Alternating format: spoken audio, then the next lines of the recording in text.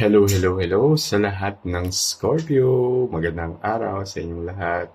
Ako nga pala si Mystico Moreno and welcome to my channel kung saan babasahan ko kayo ng inyong Tagalog love reading. And sana mag-resonate. It's just a guidance. Don't take it as the universal truth. And just a reminder, if hindi siya mag-resonate since collective reading siya, huwag niyong pilitin. Okay? Take whatever resonates. If wala talaga, it means hindi para sa inyo tong reading na to.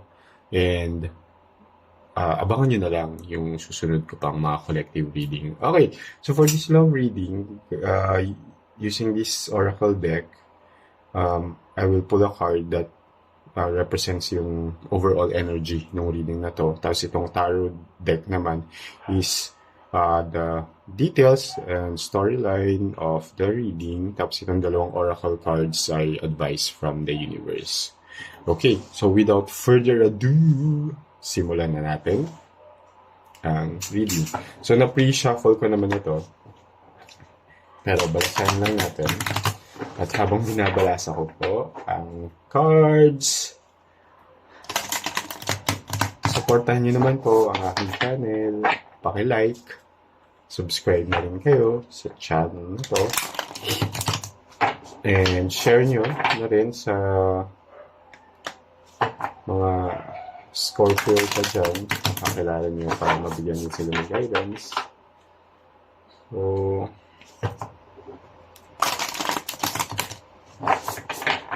key. If nag-resonate, comment lang ko sa help me grow in my iba na bulol pa. Help me grow my channel para tuloy-tuloy po itong reading na to para sa inyo. Okay? So, sige, yan. Bunutin ko yung second card since February, buwan ng mga puso. Tingnan natin ang sinasabi. Generate new ideas. Use your imagination, not your memories. Okay, sige, tingnan natin ng meaning ng oracle card nito and anong kinalaman niya sa inyong love life.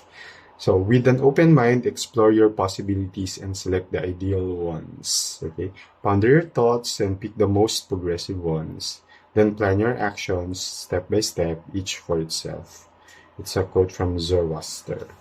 So, what you need to reflect, you are ready and endowed with what you need to build and cultivate the skills for generating ideas and leaping to a new plane. Now is the right time to embark on new solutions and not just blindly follow the rules of the past. Okay. Be receptive to facing challenges with an open mind. Stay away from those who try to manipulate your thoughts and feelings. Be assured that each new experience strengthens your resolve and helps you form new ideas. This oracle brings compassionate guidance for you not to feel uneasy and afraid of changing comfortable old beliefs. Even if you don't change them, use your views to open possibilities of cooperating with others.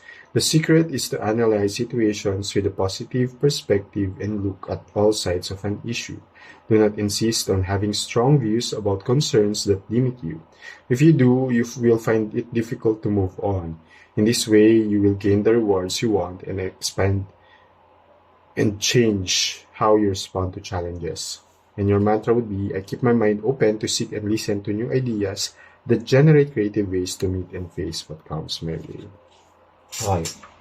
So, ang nakukuha kong energy naman dito, since love reading siya, is that wag kayong mag-rely. Kung may decision kayo na kailangan sa pagdating sa love, na kung ano ba, i-accept ko ba tong person to in my life as my romantic counterpart or hindi, or parang kung ikaw naman ipupursue ko ba tong person na to, gustong gusto ko siya pero sinasabi to ng friends ko na ganito ganyan, di ba? So yun, sinasabi dito yung mga external voices or mga sinasabi ng mga tao sa paligid mo.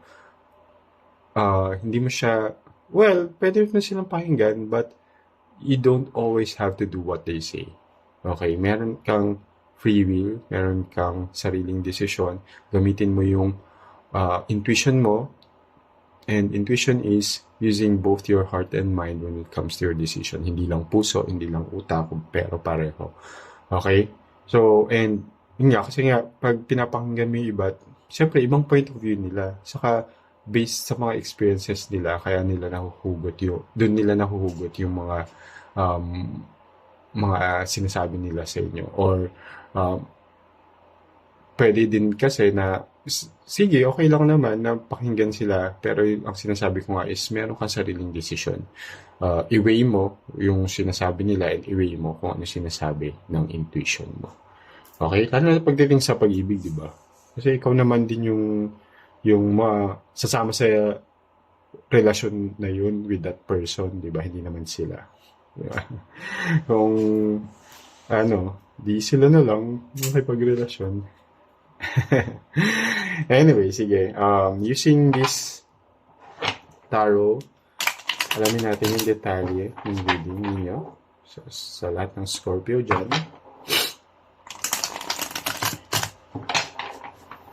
Okay. Na-pre-shuffle ko na rin to, pero sige. Isa pang balasa. Okay, so bubunutin ko yung second card. Since ba na mga puso, so exciting, di ba? Okay, yung kaganapan yung February para sa inyo. Okay, second card. Okay, 8 of coins. 4 of coins. 3 of coins. The moon. King of cups. 10 of wands. 4 of cups. The sun. Justice. And the devil. Ayun nga. Ay. Hindi naman siya sad, pero parang in-elaborate lang niya yung message kanina, yung oracle for the overall reading. Okay, started with 8 of coins, and then it ended with the devil. Okay. So I have this feeling, ito agad yung parang nasaga kong energy, kasi ang bilis nung download, na you and your person is parang may issues, lalo na when it comes to money. I mean, parang, okay, so yung nasabi kong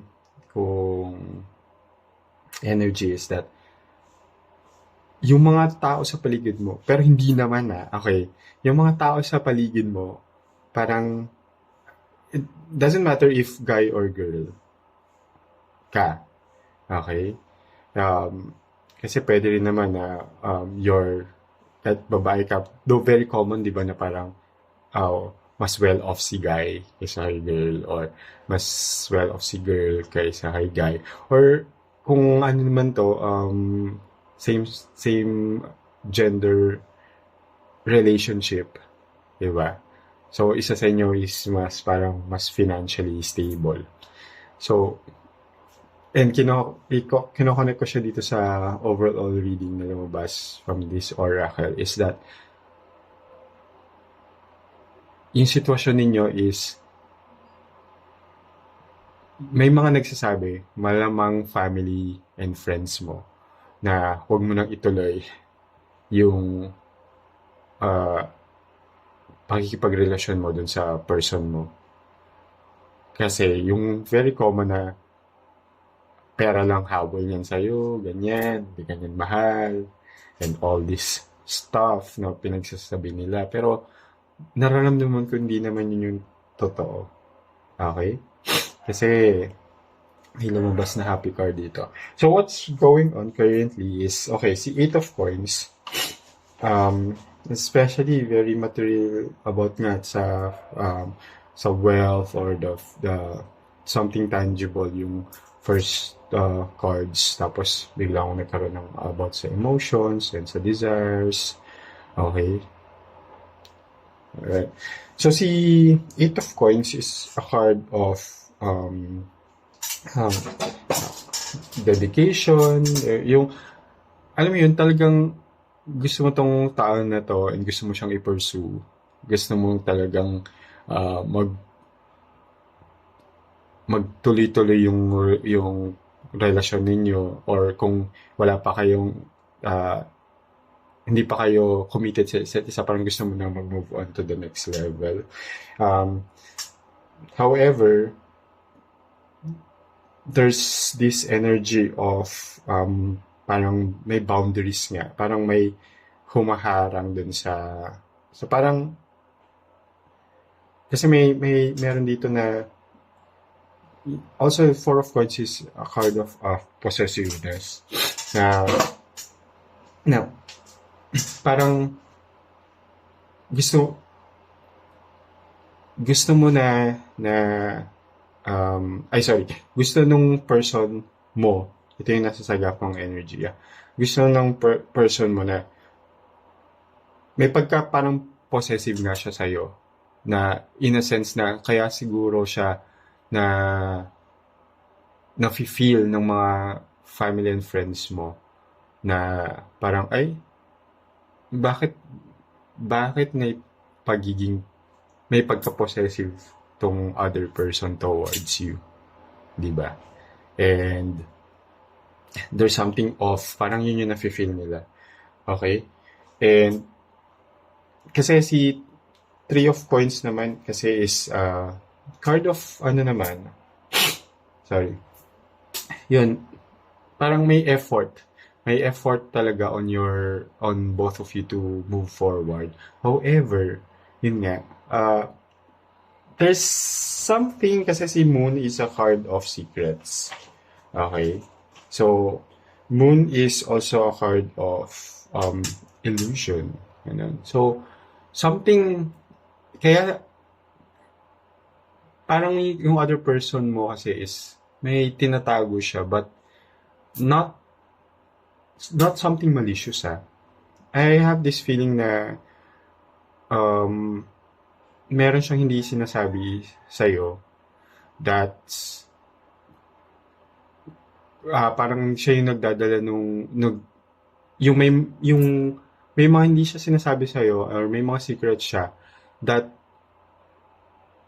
makes it look like na may tinatago talaga siya sa'yo na something malicious na na-feel ng mga people around you. Kaya parang sinasabi nga nila na, wag ka na dyan sa person na yan. Pero I have this feeling that it's just something personal, internal, and that it's not between the two of you. Pwedeng meron siyang struggle na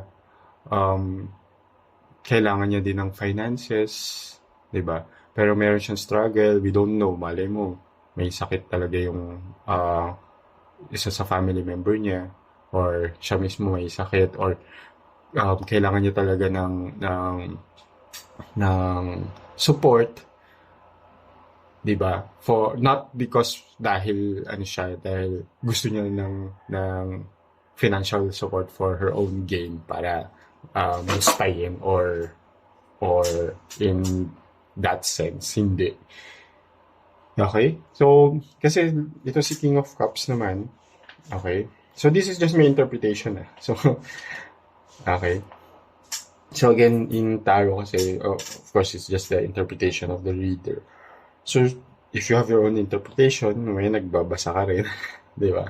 Then interpret it based on what you want, or kung paano mo siya gustong interpret. But anyway, so si King of Cups kasi is there's emotional balance, and there's really some devotion, and King of Cups is also a card of wisdom. So despite everything na naririnig mo about your person, alam mo sa sarili mo na you have this wisdom to know, to decipher, or para alamin talaga kung ano yung totoo, and kung itong person nga na to is genuine or not, di ba? And because it's causing already some burden or struggle on your part kapag lagi ka nakikinig dun sa mga tao sa paligid mo. Okay? Kasi dito, like si Four of Cups yun, nakafocus ka dun sa mga bagay na hindi mo naman kailangan i-focus when in fact nasa likod mo, like here, si Four of Cups. Nasa likod mo yung totoong ibon, pero nakafocus ka dito sa hindi totoo. Okay? And yun nga, parang nakikinig. Kung ang tendency mo is mag-rely, makinig sa mga sinasabi ng iba towards your person and hindi mo siya upuan yourself and i-assess kung tama nga ba yun. Kung masyado kang parang nasisway ng mga sinasabi ng iba, it will end to a struggle and some burden on your part. Kasi nga, sa puso at isip mo, hindi ito talaga yung person na yun eh. Kasi dito lumabas si Sun, and Sun is a card of luck and success and happiness. So there, you and your person, there's happiness na magaganap. And Justice is a card of fairness and accountability din naman. So I can sense then na, and harmony. So between the two of you, there's really some kind of accountability. Hindi talaga siya, hindi ko na-feel talaga yung energy na yung person mo is going to do something bad, or parang kung babalikan natin yung first part is hindi pera yung habol niya sa'yo. Habol niya sa'yo is pagmamahal. Habol niya sa'yo is understanding sa situation niya. Ang habol niya sa'yo is yung empathetic side of you, na maintindihan yung situation niya at kung bakit niya ginagawa, or bakit siya nagbe-behave ng ganun, or bakit may mga secrets siya na hindi pa niya nasasabi sa iyo, di ba? Kasi ito, tapos yung the devil lumabas. The devil is a card of manipulation. So, but ang nafe-feel ko dito, ang nakukuha kong energy, the manipulation is not on your person, but on the people nga around you. So they try to manipulate you, they try to control you para hindi nga mag-proceed forward dito sa person na to. And alam mo yun, may mga cases or may mga situation na kung ano nga yung sinasabi nila towards sa person na hindi naman nila talaga fully kilala is a reflection of them. So kung nga sinasabi nila na, uy, pera lang habol nila yan sa'yo, ganyan-ganyan. Pero high chances din na sila talaga yung may gusto ng pera mo. Gets? Na they try to prevent you from having a connection or moving forward with this person dahil syempre mapupunta na sa kanya yung attention mo, yung wari, if you support or ganyan, tapos sila na nagbe-benefit before, matatanggal na sila sa picture. So they try to manipulate you and for their own gain, 'di ba?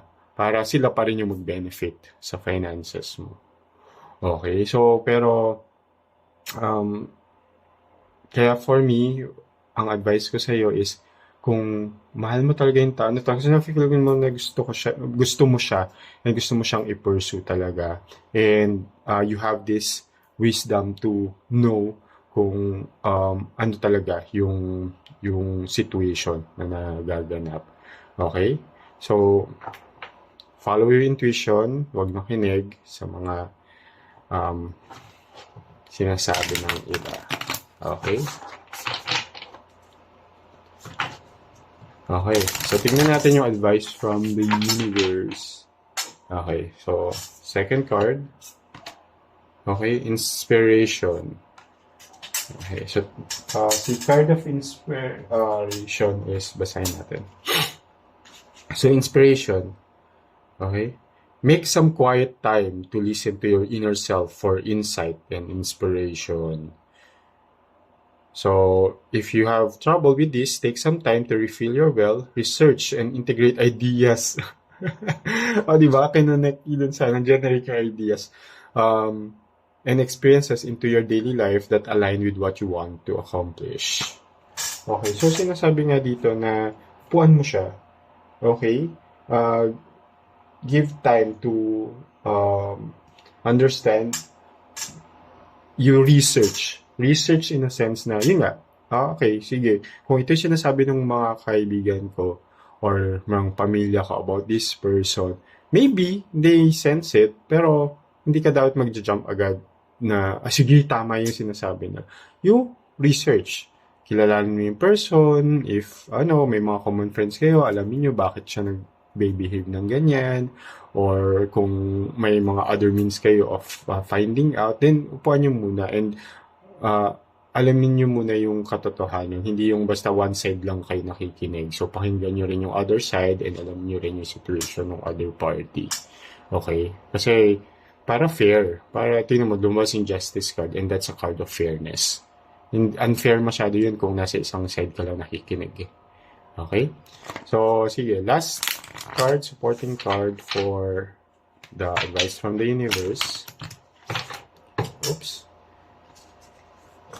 So, second card. Chamomile. Okay, kita ba? So, tabi ko siya dito. So, si Chamomile is a card of peace, happiness, and love, which is yung dinidepict ni Sun. So, once there's malaman mo na whatever information and you get to decide, it will give you peace. Then, saka, it will really give you peace pag hindi lang isa yung pinakapakinggan mo pero alam ng puso mo na gusto mo malaman din yung other side. Okay? And gusto mo talaga na i-pursue tong person na to. Diba? Once na makuha mo yung information, mag-gather mo na, and yeah, so tama ka nga din. Okay, go ko na to. So, kaysa yung nakikinig ka lagi sa sinasabi ng iba, so it won't give you really peace and the happiness that you deserve. Okay? Kasi there's happiness between the two of you and love talaga dun sa person na yun. Okay? Alright, so sana nag-resonate itong reading na to sa inyo. Ako nga pala muli si Mystico Moreno. And please support my channel. Kita-kits sa susunod na love reading. Salamat. Ingat!